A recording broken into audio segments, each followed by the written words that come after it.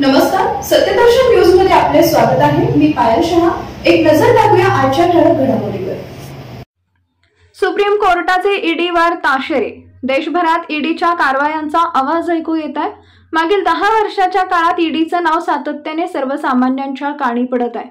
त्याआधीही ईडीच्या कारवाया होत होत्या, परंतु मोदी सरकारच्या काळातच ईडीचे नाव लोकांच्या तोंडी झाले। राजकारणी नेत्यांवरील कारवाईने त्यांच्याही मनात ईडीची धडकी भरली, पण आता याच ईडीला सुप्रीम कोर्टाने खडे बोल सुनावलेत। आर्थिक गैरव्यवहार प्रकरणामध्ये अपराध सिद्ध करण्याचं प्रमाण अतिशय कमी आहे।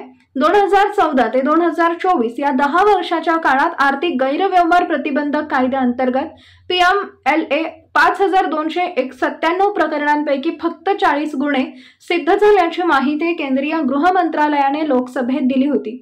याचाच आधार घेत सुप्रीम कोर्टाने ईडीची तीव्र शब्दात कान उघडणी केली, तसेच अभियोग आणि पुराव्यांचा दर्जा सुधारण्याचा सल्लाही दिला।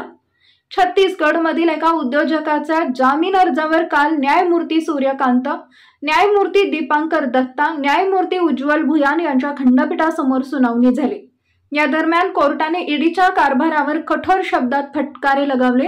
याचिकाकर्त्यांचे वकील मुकुल रोहतगी यांनी अरविंद केजरीवाल प्रकरणात कोर्टाच्या विधानांचा संदर्भ देत या अटकेला आधार काय आहे याचा खुलासा करणे, त्याबाबत माहिती देणं आवश्यक असल्याचं स्पष्ट केलं। यानंतर कोर्टाने ईडीला तुम्ही वैज्ञानिक तपासावर जास्तीत जास्त भर द्या असं सुनावलंय। तुम्ही ईडी अभियोग आणि पुराव्यांच्या दर्जावर लक्ष देण्याची जास्त गरज आहे। ज्या खटल्यांमध्ये प्राथमिकदृष्ट्या तुम्ही समाधानी असाल असेच खटले न्यायालयासमोर आणत चला, असंही कोर्टानं स्पष्ट केलंय।